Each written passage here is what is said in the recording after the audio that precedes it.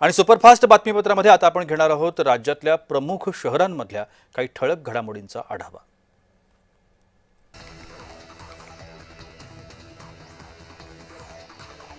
पुण्यातल्या मुंढवा भागात असलेल्या कोपा मॉलला बॉम्ब न उडवण्याच्या धमकीचा मेल आला होता। तपासामध्ये कोणीतरी खोडसाळपणा करून धमकीचा मेल केल्याचं आढळून आलं। या प्रकरणी मुंढवा पोलीस ठाण्यामध्ये अज्ञात व्यक्तीविरोधात तक्रारीची नोंद करण्यात आली।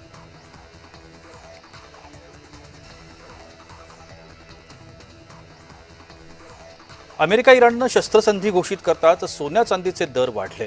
सोनं 3,000 रुपयांनी, चांदी 10,000 रुपयांनी वाढली आहे। सोन्याचे दर प्रति तोळा 1,51,500 रुपयांवरती पोहोचलेत, तर चांदीचे दर 2,47,000 रुपये किलोवर जाऊन पोहोचले।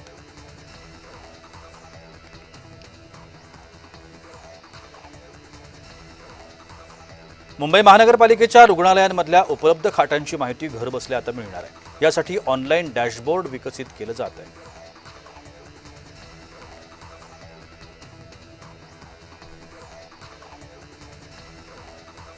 बंधू अशोक खरातच्या नावावर तब्बल 100 मालमत्ता असल्याचं समोर आलं। दैवी शक्तीच्या नावाखाली भीती दाखवून या जमिनी बळकावल्याचा त्याच्यावरती आरोप आहे।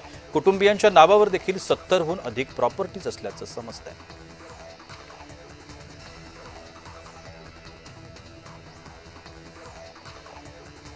बंधू अशोक खरातला दुसऱ्या गुन्ह्यात न्यायालयीन कोठडी सुनावण्यात आली। तसंच अशोक खरातला गुरुवारी पुन्हा एकदा न्यायालयात हजर करा असे आदेश न्यायालयानं दिले।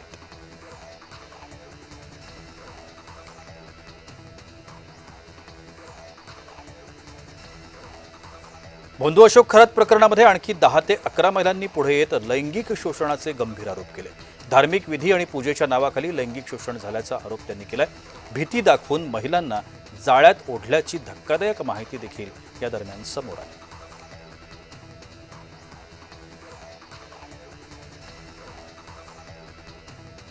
मुंबईच्या मलाड परिसरामध्ये एका उच्चभ्रू सोसायटीत शिरलेल्या बिबट्याला जेरबंद करण्यात आलं। पहाटेच्या सुमाराला पार्किंग परिसरामध्ये बिबट्याची हालचाल दिसल्यानं रहिवाशांमध्ये भीतीचं वातावरण पसरलं होतं।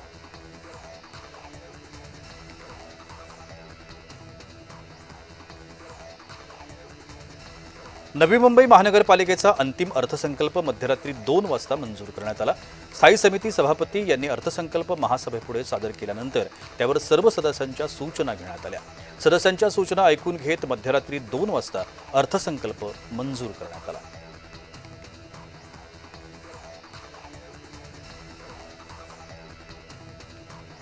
मध्य पूर्वेतील युद्ध 2 आठवड्यांसाठी थांबल्यामुळे भारतीय शेअर बाजारामध्ये मोठी उसळी पाहायला मिळाली। सेन्सेक्सची 2,615 अंकांची तर निफ्टीची 774 अंकांची वाढ पाहायला मिळाली आहे।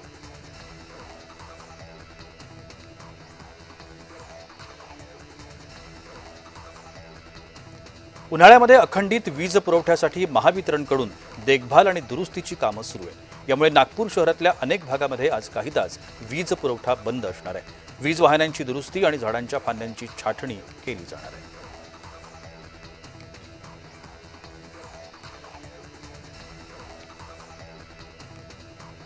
संभाजीनगर शहरामध्ये आता उन्हाची तीव्रता वेगानं वाढतीये।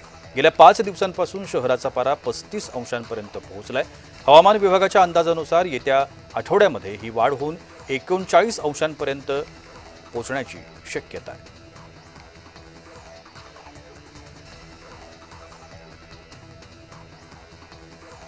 विदर्भातल्या सर्व जिल्ह्यातला पारा 45 पार जाण्याचा अंदाज हवामान विभागानं वर्तवलाय। नागरिकांनी आवश्यकता असेल तरच घराबाहेर पडा असं देखील आवाहन प्रशासनाकडून करण्यात आलंय। बंगालच्या उपसागरामध्ये निर्माण झालेल्या कमी दाबाच्या पट्ट्यामुळे आठवडाभरात विदर्भातील वातावरण देखील सारखा बदल होतोय।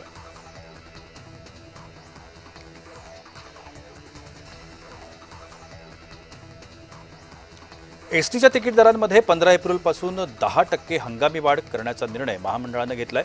यामुळे एसटीचा लांब पल्ल्याचा प्रवास 90 ते 100 रुपयांनी महागणार आहे।